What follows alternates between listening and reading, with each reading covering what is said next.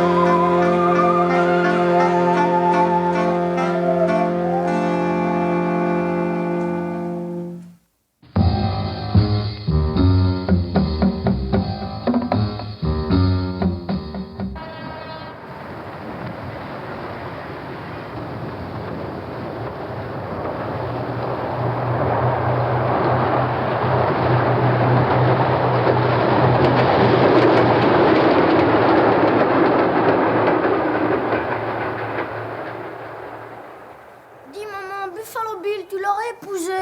Oh, j'ai épousé ton père. C'est pas Buffalo Bill, papa, il est garde-borrière. Peut-être, mais c'est ton père. Et puis en voilà assez avec tes histoires idiotes. Si ça continue, moi je vais te supprimer tes illustrés. Il va être 11h et tu ne dors pas encore. Et demain matin, pour aller à l'école, tu te plaindras d'être fatigué. Oh, l'école, culbarbe.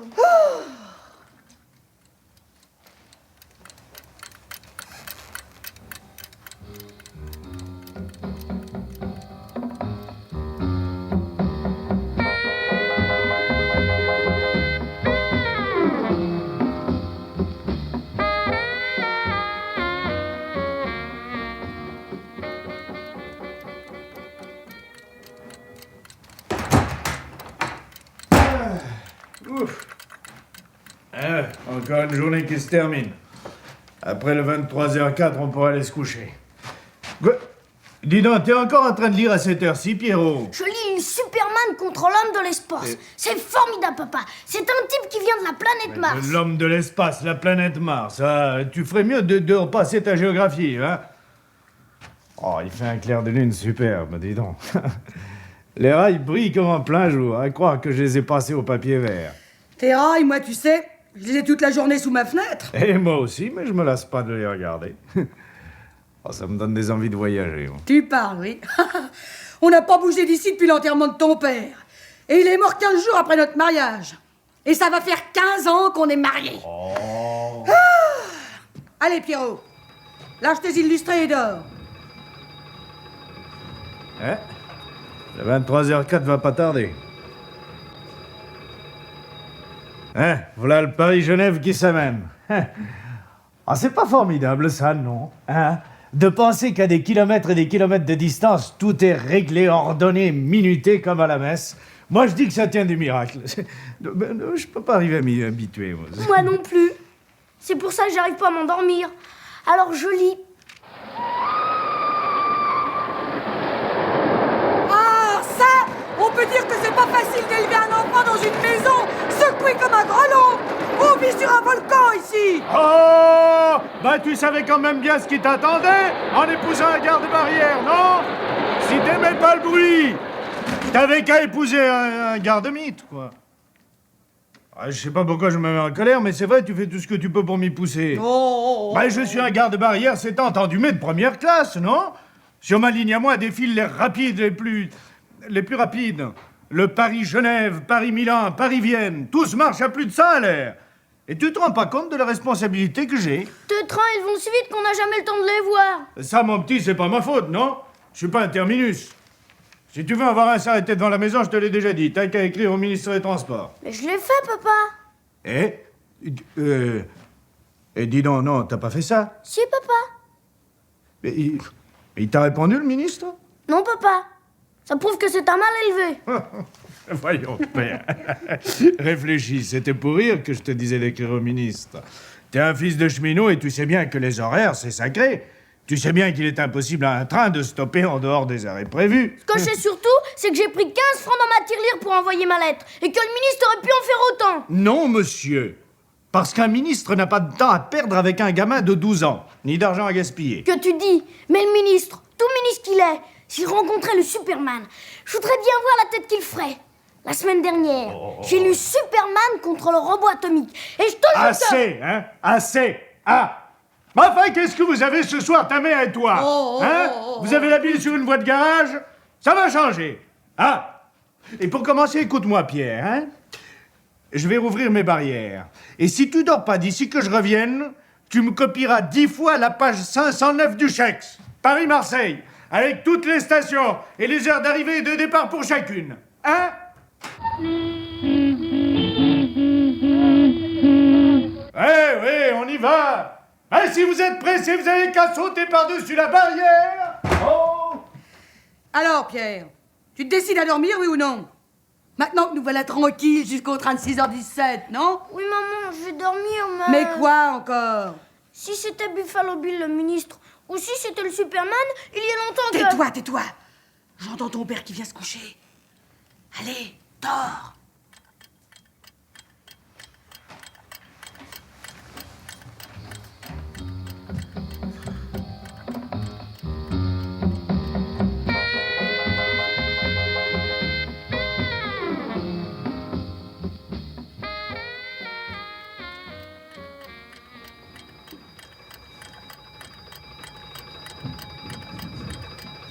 Papa! Papa! Réveille-toi! Papa! Oh, qu'est-ce qu'il y a? Papa, la sonnerie! La sonnerie. Oh, mais c'est vrai. Il est déjà 6 heures. La pendule marque minuit. Tu as dû oublier de la remonter, elle est arrêtée. Oh, t'entends pas qu'elle marche? Ah si, tu as raison. Un train à cette heure-ci? Mais qu'est-ce que ça veut dire? Tes barrières, papa, elles sont ouvertes! Nom d'un chien! Mon pantalon! Mais où est-ce que mon pantalon? Mais là où tu l'as posé! Mais sacré nom de nom, c'est justement ce que je te demande! Il est sur la commode, papa! Ah oui, le voilà! Oh, c'est quand même inouï!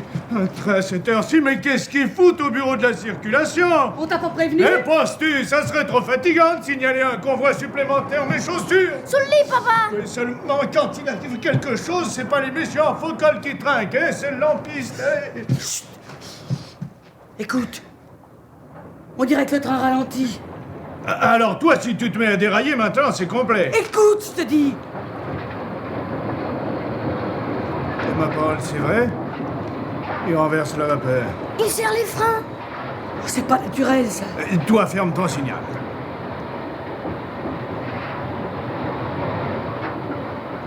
Il va s'arrêter!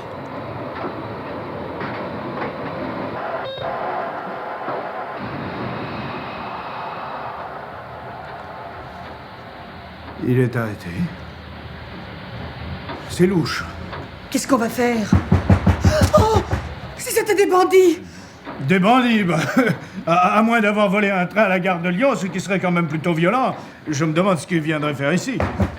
Joseph! Joseph! J'ai peur! Mais du calme, voyons. Je suis là. Bougez pas. Je vais ouvrir. Bonsoir, monsieur Martin. Bonsoir, monsieur. Bonsoir, monsieur. Pour un garde-barrière, vous semblez avoir le sommeil dur. J'ai le sommeil des gens qui ont la conscience tranquille. Tout le monde peut pas en dire autant, peut-être. C'est bien vous qui avez un jeune garçon. Oui, pourquoi? Il a fait une bêtise? Non, papa, moi j'ai compris! Quoi? Qu'est-ce que t'as compris? Pierre, veux-tu retourner au lit? Oui, allez. Bonsoir, monsieur le ministre. Bonsoir, mon petit. Oh, ça, par exemple. Alors comme ça, vous avez reçu ma lettre? Oh, c'est chic d'être venu. Je n'espérais plus vous voir. Papa me disait que... Mais je disais rien du tout, voyons. Mais si, papa! Tu disais que les ministres n'avaient pas le temps d'exaucer les vœux des petits garçons. Oui, en effet, vous comprenez. Il avait plutôt tendance à vous confondre avec le Père Noël. Oui, un Père Noël de taille. Eh bien, regarde, petit. Tiens, regarde par la fenêtre. Le train que je t'amène. Ah, il est devant toi, encore tout fumant. Oh, il est formidable! Fais un peu, papa! C'est le plus beau qu'on ait trouvé en magasin. C'est le Simplon Orient Express. Le Simplon Orient Express? Paris-Istanbul? Première et deuxième classe via Salonique les jeudis et dimanches, via Sofia les mardis. Eh ben, bravo, monsieur Martin. Je vois que vous connaissez les classiques de la SNCF. Pierre, reviens te coucher, tu vas attraper froid. Oh, pas tout de suite, maman! Laisse-moi encore regarder! Tu peux même venir le visiter, il est là pour ça. Vrai? Oh, merci, monsieur le ministre! Allez, suis-moi, je vais te servir de guide. Mais il n'a que ça chemise de nuit sur ferme Bon, donc. laisse donc, je t'en prie, fais pas froid. Oh, c'est pas toi qui le Ben, soigne, hein, oui. Tu peux aller, Pierre. Le temps de prendre ma casquette et je vous rejoins.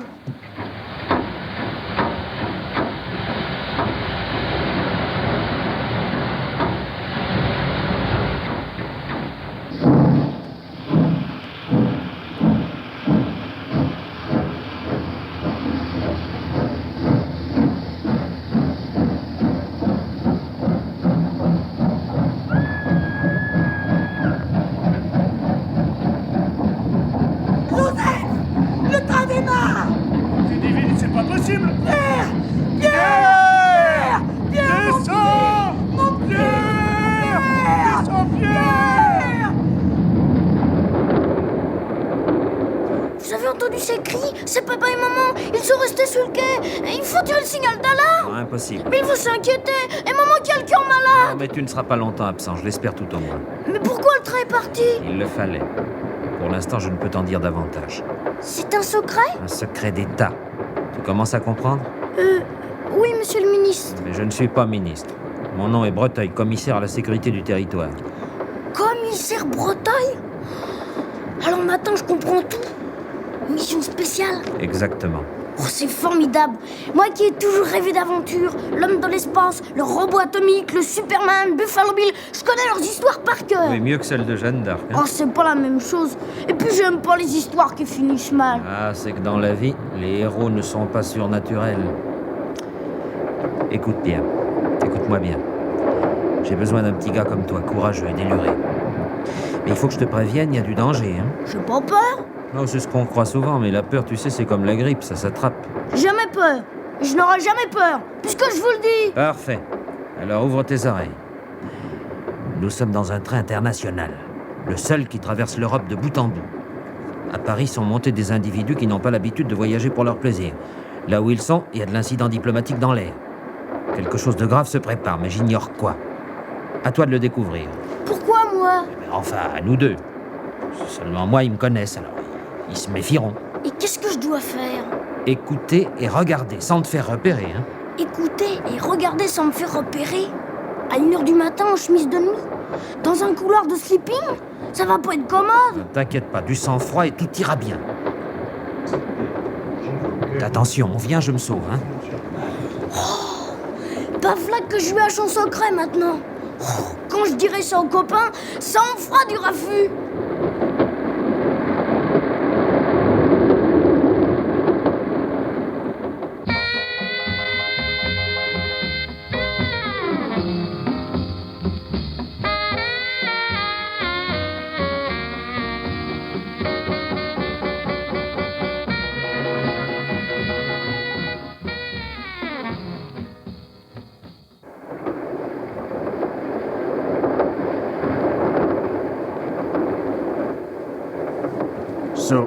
Mais voici arrivé à ma cabine.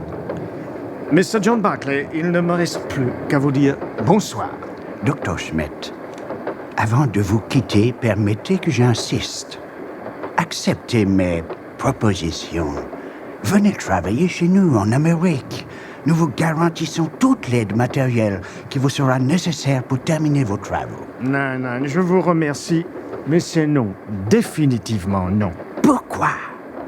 Vous n'êtes pas tenté à l'idée d'avoir un laboratoire moderne et les meilleurs techniciens sous vos ordres? Oh, das ist ein Traum. C'est le rêve de tous les savants. Alors, décidez-vous.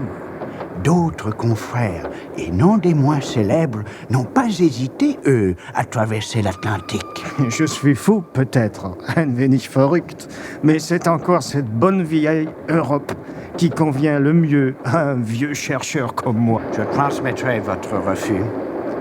Bonne nuit, Dr. Schmidt. Bonne nuit, Mr. Barclay. Hey, Mama! Lass mich doch los! Lâchez-moi la main! Vous êtes un vieux filou. Vas-y, loslassen! Je ne suis pas dupe de vos scrupules. Je vous engage vivement à descendre avant que le train franchisse le rideau de fer. Vous me faites mal! Libre à vous de ne pas travailler pour nous, mais pas davantage avec les autres. Nous prenons une hypothèque sur votre cerveau. Il ne vous appartient plus. Et maintenant, allez faire de beaux rêves. Je veillerai personnellement sur votre sommeil.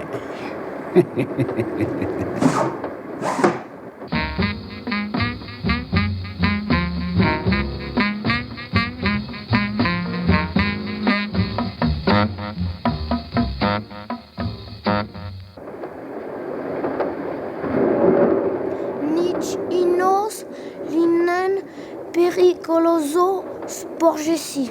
Qu'est-ce que tu fais là, garçon? Ça fait un moment que je t'observe et tu m'intrigues. Moi, monsieur, j'apprends les langues étrangères. Vraiment? Oui, vous voyez ce qui est écrit là? Il est dangereux de se pencher au dehors. Eh bien, en anglais, ça se dit dangerous to lean out. Dangerous to lean out. Oh là là, ce que vous prononcez mal. Je parie qu'en France, on ne vous comprendra pas. Mais qu'est-ce que vous avez à me regarder comme ça? Je regarde comment c'est fait. Un garçon trop curieux. Ça se voit? À quoi? Au nez.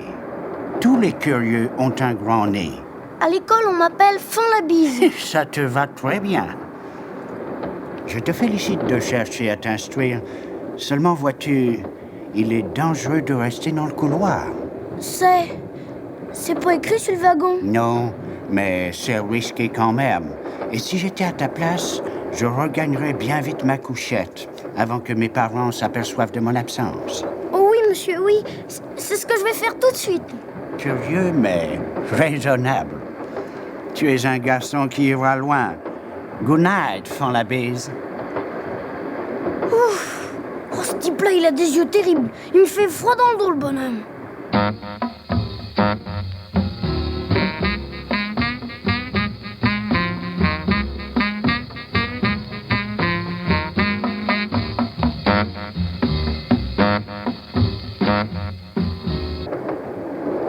Le docteur Schmidt dort. Je l'entends qui ronfle. John Barclay vient de s'en aller. Qui c'est le gosse avec qui il parlait? Je l'ai jamais vu. Et moi non plus. Mais tu ne vas quand même pas t'inquiéter à cause d'une gamin? Méfie-toi de tout le monde, Judith. Aujourd'hui, les agents secrets sont ultra secrets et l'Orient Express en est boulé.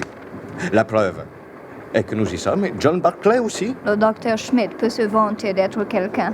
Ce n'est pas donné à tout le monde d'avoir à ses trousses le meilleur limier de la FBI et de l'Intelligence Service, John Barclay et Rudy Westing. Chapeau bas. Chapeau bas, comme tu dis.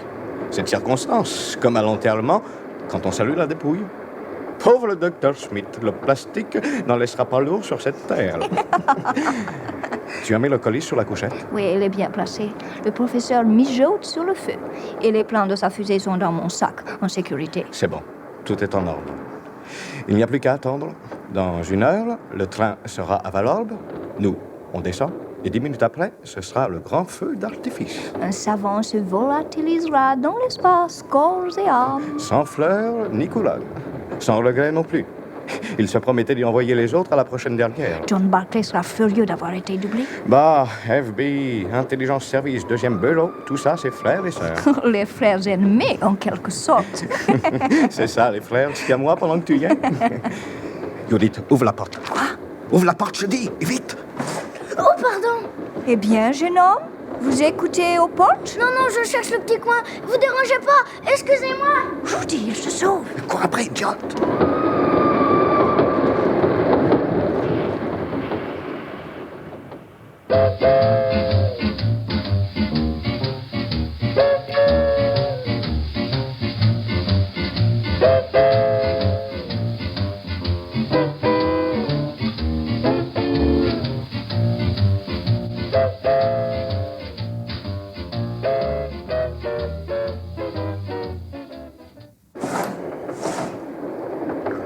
Docteur Schmidt, réveillez-vous. Was ist los? Qu'est-ce que vous faites là? Que me voulez-vous? Qui êtes-vous? Qui je suis, aucune importance. Ce que je veux, les plans de votre fusée. Mais c'est un attentat! Il y a de ça, en effet. Et ce revolver doit vous ôter toute idée qu'il s'agit d'une plaisanterie. Vous allez me tuer? Non, si vous êtes sage. Si vous me remettez sans discuter les plans de votre fusée, je vous l'ai déjà dit. Unmöglich. Impossible. Cette fusée, c'est toute ma vie. Toute une vie pour chercher à détruire celle des autres, quel idéal. Allons, ne perdez pas votre temps ni le mien, les plans. Non. Docteur Schmidt, je compte jusqu'à 3. À 3, je tire. 1. Je ne peux pas. Ich kann nicht. Je ne 2. peux pas. Attendez, dans ma serviette, là. Ouvrez vous-même. Vous voyez bien que j'ai une main embarrassée. Ah! Qu'est-ce qu'il y a? On l'a volé. On a volé mes documents. Docteur Schmidt, je ne compterai plus jusqu'à 3. Mais puisque je vous le dis, je ne les ai plus. On m'a volé. On m'a volé. Il n'y a rien dans ma valise. Je vous le jure. Et dans ce paquet-là, sous la couchette, qu'est-ce qu'il y a? Quel paquet? Mais je ne sais pas ce que c'est.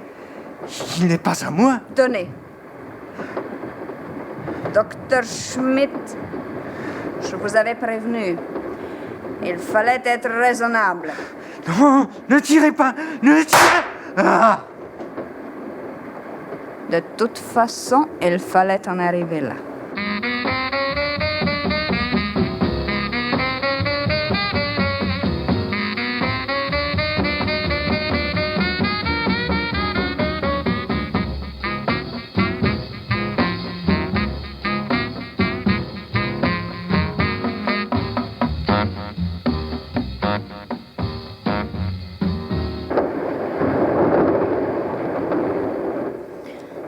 Il est interdit de se servir des WC pendant les arrêts. Prière de laisser les lieux aussi propres que vous les avez trouvés en entrant. Il est interdit de... Oh, si, je commence à me faire vieux, moi, dans ce cabinet. Oh, mon pauvre Pierrot, tu parles d'une situation pour un agent secret. Mais ils vont pas s'en aller, non? Le gosse a de la veine que le verrou soit à l'intérieur. Tu crois qu'il a compris quelque chose? Comment veux-tu que je le sache? Oh, sale gosse! J'avais raison quand je disais qu'il fallait nous méfier de lui. Ce que je me demande, c'est pour qui il travaille. Oh! Quoi encore? Tu as vu le diable? Pire! Olga Biakovsky. My God! Filon.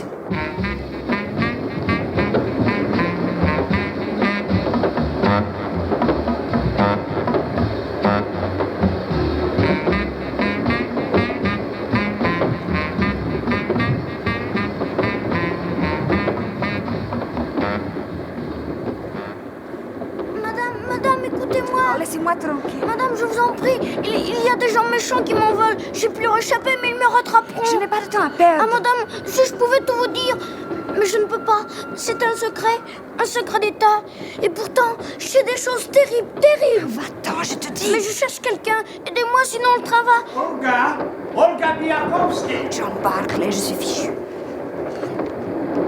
Tu veux vraiment que je t'aide? Oui, madame, il faut que je retrouve quelqu'un. Un monsieur avec des lunettes, de grosses moustaches. Il m'avait Tu confié. me raconteras plus tard. Prends ce paquet et file jusqu'à ma couchette. C'est la cabine 35. Je te rejoins tout de suite. Mais c'est que... Allez, cours. Cours, je t'aiderai après.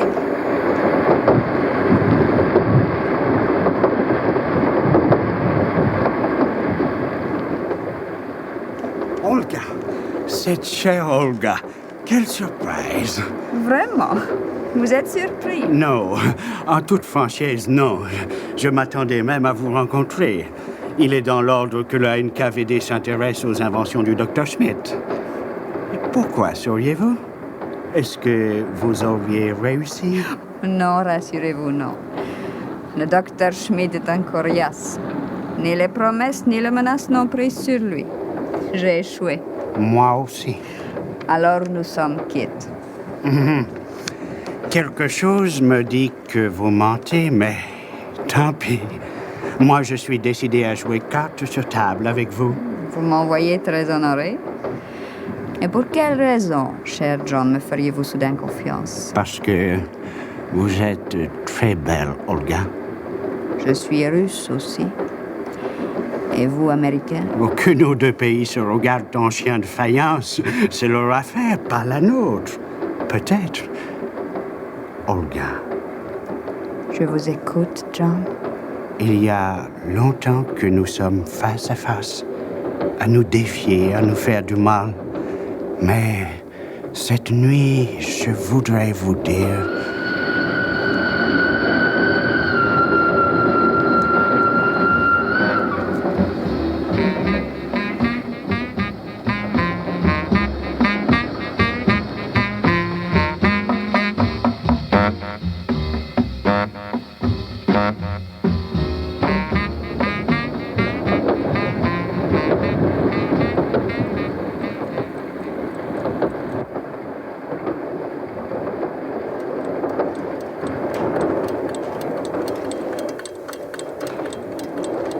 C'est une pendule qu'il y a dans le paquet. Tic-tac, tic-tac, tic-tac. Oh, Mais qu'est-ce qu'a fait la dame qu'elle ne revient pas?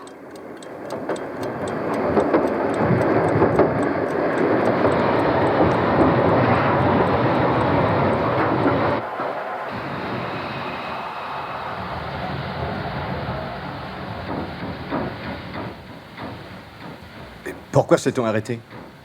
On est en rase campagne. Un signal fermé, sans doute. Eh bien, il ne manquait plus que ça. Et dans 15 minutes, nous devions être à Valorbe. Voyons, Rudy. Nous ne sommes pas à 3 minutes près. À 3, non. Mais à 10, oui. Comprenez, Judith. Dans 25 minutes exactement, notre machine infernale explose. Puisqu'elle est réglée pour exploser 10 minutes après l'arrivée à Valorbe. Théoriquement. Théoriquement? Seulement, si l'arrêt se prolonge au-delà des 10 minutes, on saute avec le professeur, car la machine infernale, elle se fout du retard et des arrêts en race campagne. Elle continue. Elle continue.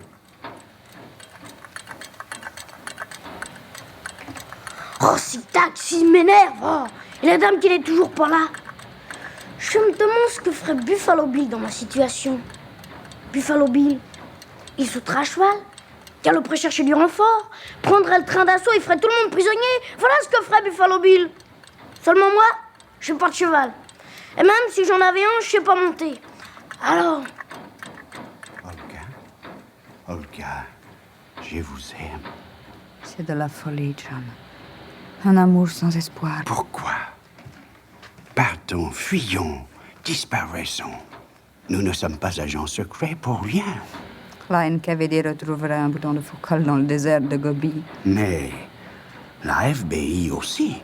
Alors, vous le voyez bien, John, que c'est sans espoir.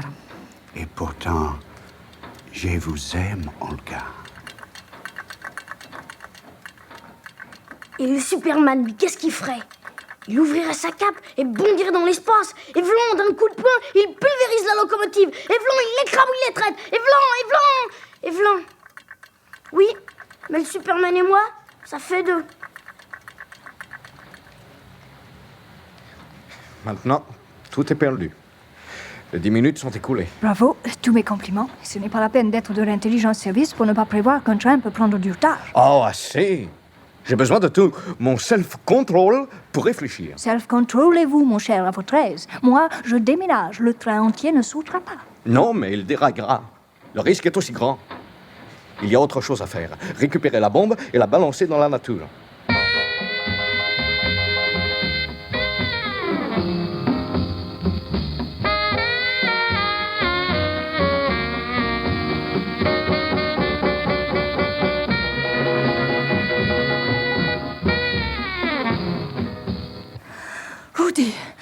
Rudy, le docteur Schmidt est mort.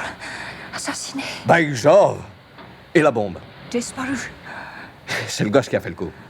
Pas de temps à perdre. Il faut fouiller le train. Le retrouver coûte que coûte.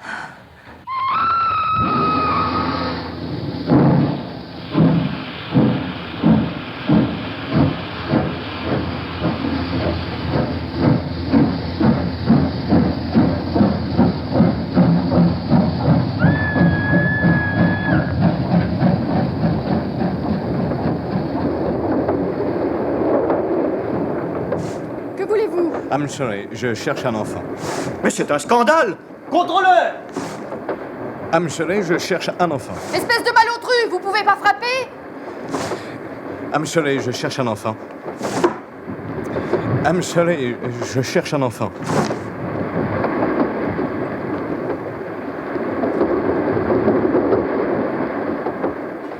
Alors quoi faire? Quoi faire? Je suis tout seul, moi, tout seul. Sans truc ni machin pour me rendre invisible ou autre chose.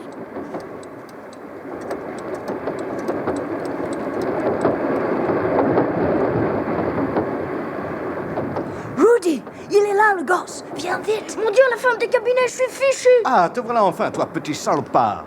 Donne-moi ce paquet, on réglera nos comptes plus tard. Non, il est pas à vous. Donne-moi ce paquet. Non. Donne. Non. Aïe!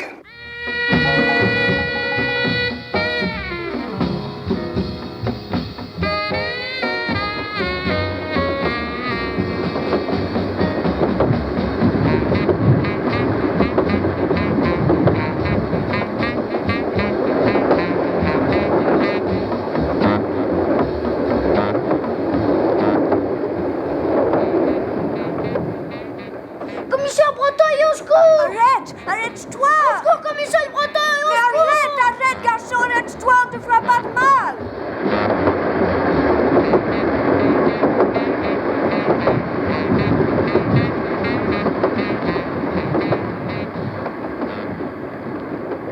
Nous allons nous quitter, Olga.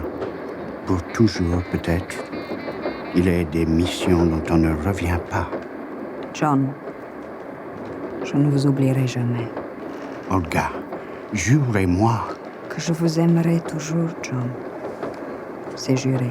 Et que vous avez échoué comme moi avec le docteur Schmidt.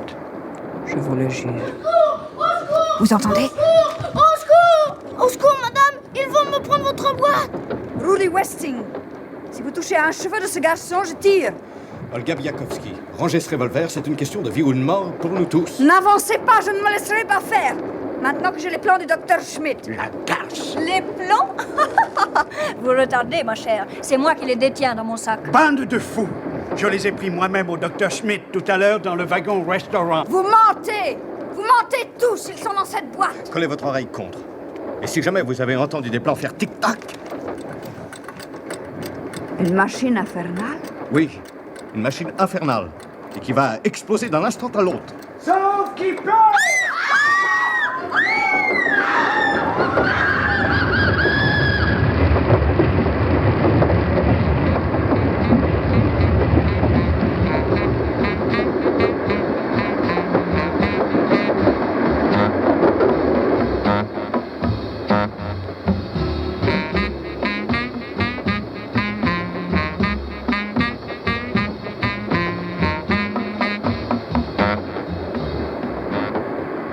J'ai pas peur.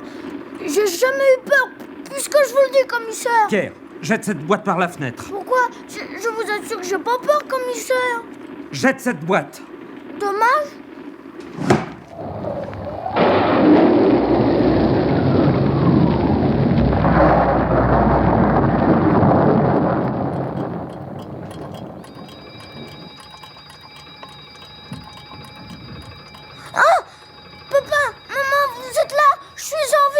Allez, fiston, debout, debout, 6 heures, fini les rêves, hein? Mais qu'est-ce qu'il a pu gigoter cette nuit? Ça doit être les verres. Les verres, allez, te voilà encore avec ton idée fixe, toi, les verres. Tout ça pour lui enfiler la tisane de ta grand-mère. Mes bretelles, où sont mes bretelles? Elles sont accrochées au bouton de porte. Ah, voilà le 6h17. Et ça, mes enfants, c'est le chant du coq des gardes-barrières. C'est aussi leur baromètre. Tiens, les vents portent au sud, nous allons avoir une belle journée. Chut. Écoute, on dirait que le train ralentit. Hein? Mais alors, ma bonne femme, ça va pas. Écoute, je te dis.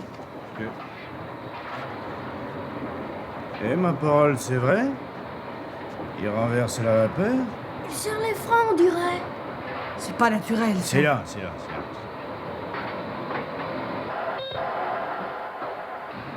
Il va s'arrêter.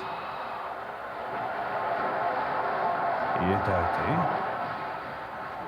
Je me demande bien ce que ça veut dire. Mais qu'est-ce qu'on va faire? Oh! Si c'était des bandits! Des bandits en train. Ah, ma pauvre vieille, toi, quand tu dérailles, tu y mets le paquet. Joseph! J'ai peur. Du calme, voyons. Je suis là. Bougez pas. Je vais ouvrir. Bonjour, monsieur Martin. Bonjour, monsieur. Vous semblez tomber de la lune, monsieur Martin. Et vous, d'où sortez-vous, monsieur? Et j'arrive de Paris, spécialement pour votre fils, par le Simplon Orient Express. Papa, c'est comme dans mon rêve. Hein, quoi? Bonjour, monsieur le ministre. Le ministre? Oui, enfin, pas tout à fait. Son représentant seulement. Oui, monsieur le ministre a bien reçu la lettre que votre fils lui a adressée. Il s'excuse, mais n'a pu se déranger lui-même et m'a chargé de lui faire les honneurs du plus beau train d'Europe. Vous fatiguez pas. Mon père ne peut pas comprendre. Mais moi, je suis au courant. Au courant de quoi? Vous êtes le commissaire Breteuil. Le commissaire Breteuil. Mais oui. Je vous dis que j'ai compris. Mission spéciale. Allons-y. Je suis prêt.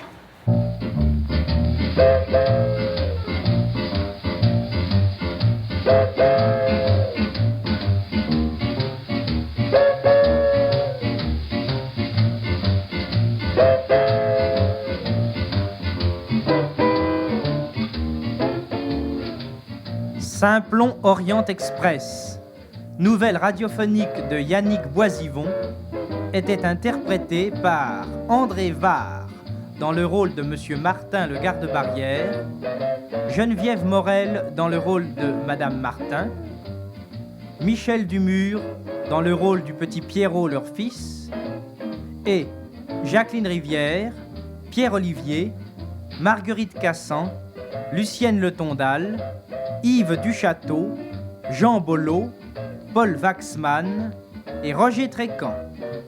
Prise de son, Jean Delanduc.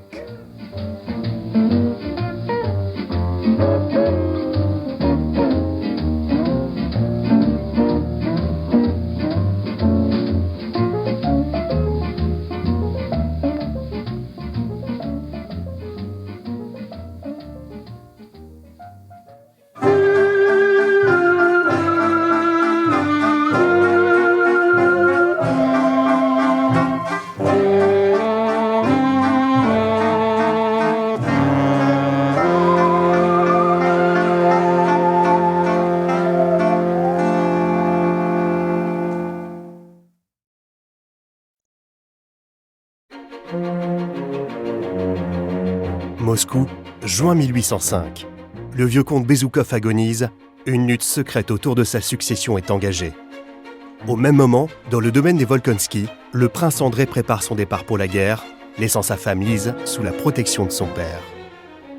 La guerre et la paix, une adaptation en 25 épisodes de l'œuvre de Léon Tolstoï, réalisée par René Jantet. Mariage, guerre, jalousie, scandale et ambition sociale, laissez-vous transporter par ce récit captivant et magnifiquement mis en scène. Chaque semaine, retrouvez 2 nouveaux épisodes de La guerre et la paix en version restaurée, un grand classique russe proposé par Ina Podcast sur toutes les plateformes d'écoute et sur podcast au pluriel.ina.fr.